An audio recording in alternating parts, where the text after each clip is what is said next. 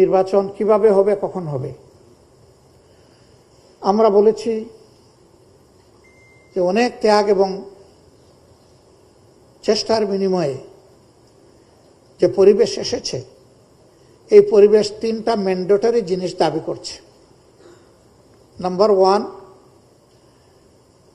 দৃশ্যমান গ্রহণযোগ্য মৌলিক সংস্কার।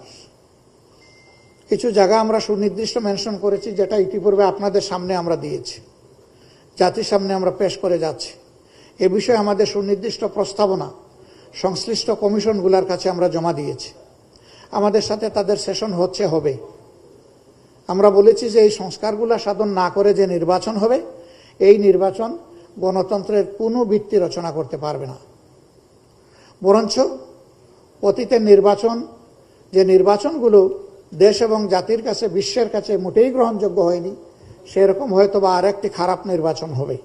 আমরা ওই নির্বাচন চাই না।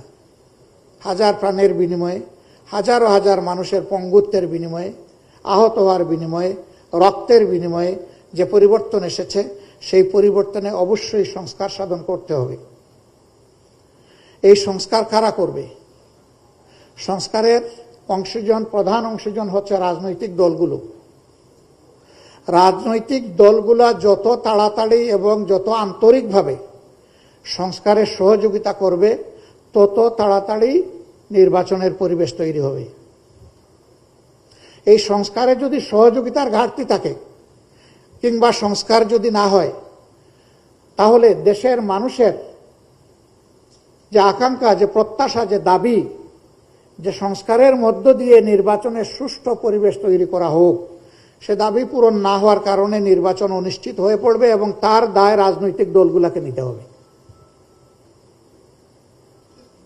এই জন্য রাজনৈতিক দলগুলোকে বাস্তবতার জায়গায় এসে অবশ্যই জনপ্রত্যাশা পূরণে, সুষ্ঠু নির্বাচনের স্বার্থে এখানে সংস্কারে সহযোগিতা করতে হবে।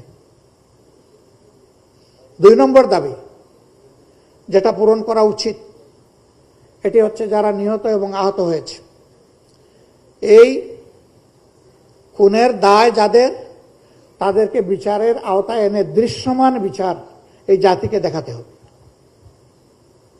যাতে জাতির আস্থা ফিরে আসে যে খুনিদের বিচার হবে, অপরাধীদের বিচার আমরা পাব। শহীদ পরিবারগুলো যাতে মিনিমাম কনসোলেশন পায়, তাদের আত্মা যাতে প্রশান্তি পায় যে হ্যাঁ, আপনজন ফিরে আসবে না, কিন্তু এদেশে ন্যায় বিচার প্রতিষ্ঠিত হবে। আমরা সেই ন্যায় বিচারটি দেখতে চাচ্ছি।